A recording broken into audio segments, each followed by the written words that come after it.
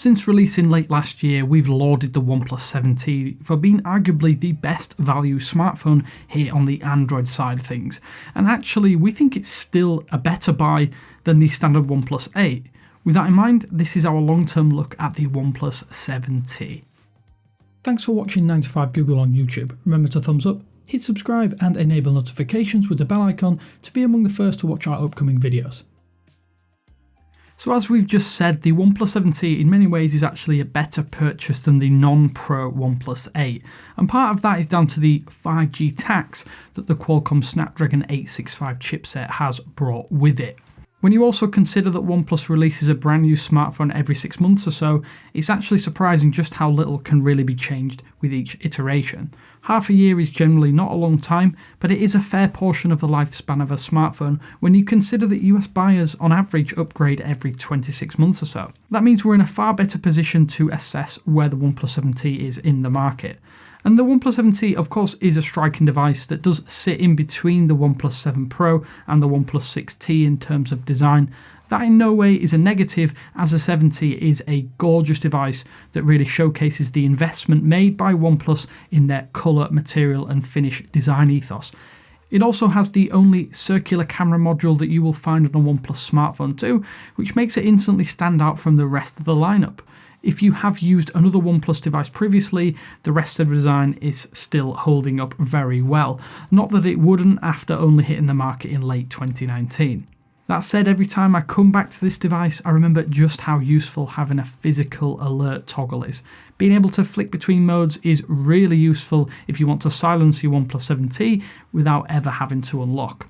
I love to see it on more smartphones, and maybe more manufacturers add their own toggles simply because of how good this is in practice, and it's really overlooked in the grand scheme of things. That said, the glacier blue colour is still one of the most striking designs that OnePlus has developed.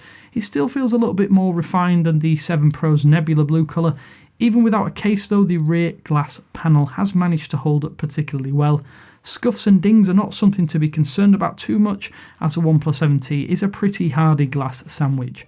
Just rolling off the specifications real quick because there is only one SKU here, the 7T comes with the Qualcomm Snapdragon 855 Plus chipset, 8GB of RAM and 128GB of UFS 3.0 storage. This is still superb in 2020, and the Snapdragon 855 Plus is probably the most powerful 4G only chipset that you'll find on a smartphone to date. Just as we said back at launch, this is a smartphone that matches and in some cases exceeds the build quality of many more expensive smartphones. And although it can be had for less than $500 now, you get a fantastically designed smartphone. It is also worth noting that you don't get any sort of official IP rating for water and dust resistance, which might still be a deal breaker for some of you out there, especially as the most recent series have got IP ratings officially. We can't gloss over the display because the OnePlus 7T has an utterly fantastic AMOLED panel that gets bright and has great viewing angles. Most importantly though, it's completely flat. This is something I didn't really realise made a great deal of difference, but when you're not having issues with phantom touches or UI elements curving out of view, it really does enhance the entire experience, and it's something I always enjoy coming back to. Although at the risk of being labelled a bit of a fence sitter, I'm genuinely in two minds about 90Hz displays. The high refresh rate is great, I'm not denying that, but is it exponentially better than 60Hz? I'm not as sure as I probably thought that I was. In many ways, the fact that the OnePlus 8 does come with a curved glass 90Hz display has me feeling though that the 7T is actually better if you are a display snob.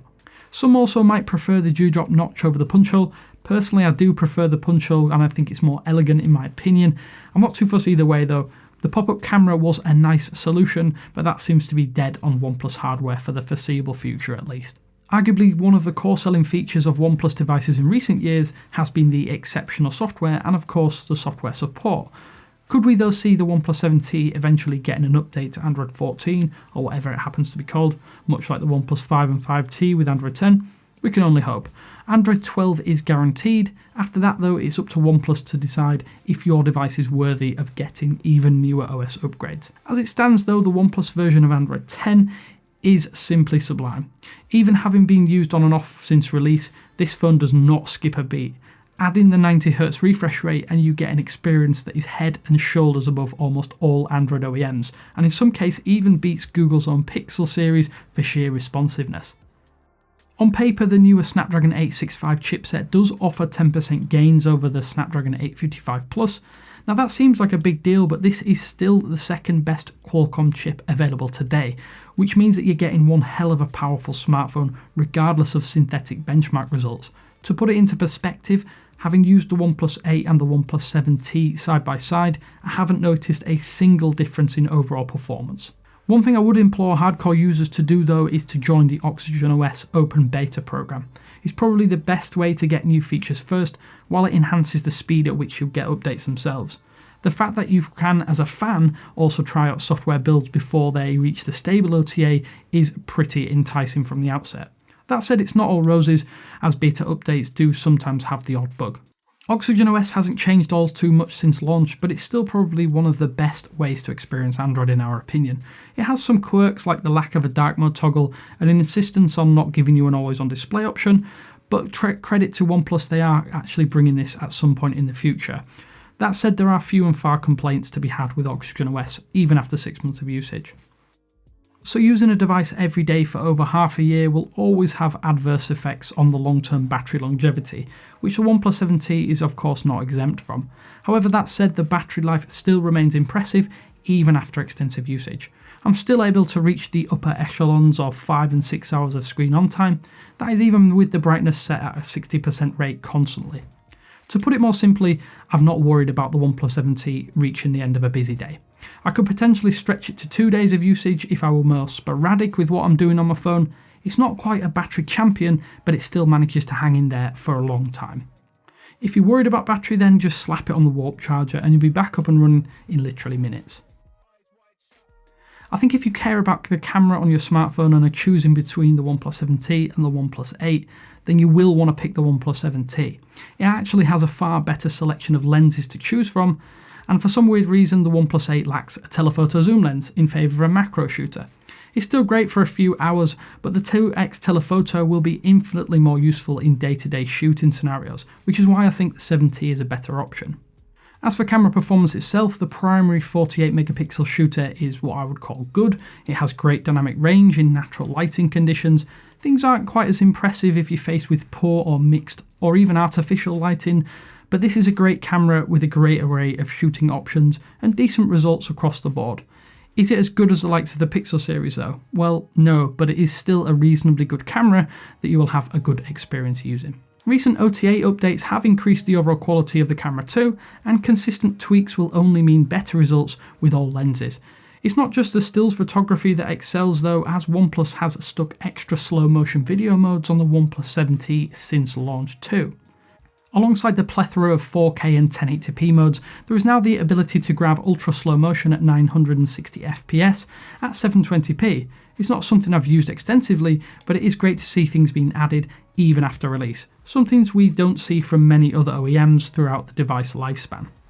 A few other notables before we wrap up: the haptics on the OnePlus 7T are a close second to the Pixel 4 and indeed the OnePlus 8 Pro. As for the fingerprint scanner, the in-display option is exactly how in-display fingerprint readers should be done on Android. The OnePlus 7T has a fabulous optical fingerprint reader that, to my mind, hasn't failed me once, or not that I've noticed. Other OEMs should take note, as I feel this might even be better than Face Unlock, just simply as it works so well. Also to note the stereo speakers. With headphones and earbuds increasingly being used, it's nice to know that the dual stereo speakers are solid on the OnePlus 7T. They aren't quite in the same league as proper front-facing stereo speakers, but they get loud and there is decent levels of bass, considering the sound is blasting out of the smartphone. So in summary, in my opinion, the OnePlus 7T is actually a better purchase in many ways than the newly released standard OnePlus 8. I make that bold claim as day-to-day performance is more or less identical, plus you get a better camera setup, a comfortable flat display, and of course, a lower entry price. If you are insistent on having 5G support long term, then yes, the OnePlus 7T might not be the right smartphone to consider. However, this is still one of the fastest 4G only smartphones you can experience, with hardware and software that blows away similarly priced competition. It's by no means perfect, but it's about as close as you can get for under $500, making it even more enticing even at this stage of 2020. I can happily switch back to the 7T from almost any phone I happen to be testing or reviewing, and that is testament to just how good it is to hold, use, and most importantly, enjoy. if you're on the fence, then I think you won't be disappointed. So with that said, have you been using the 7T since launch? If you have, let us know your thoughts and your opinions down in the comment section below. But as always, this is Damien with 9to5 Google saying thanks for watching, and I will speak to you later.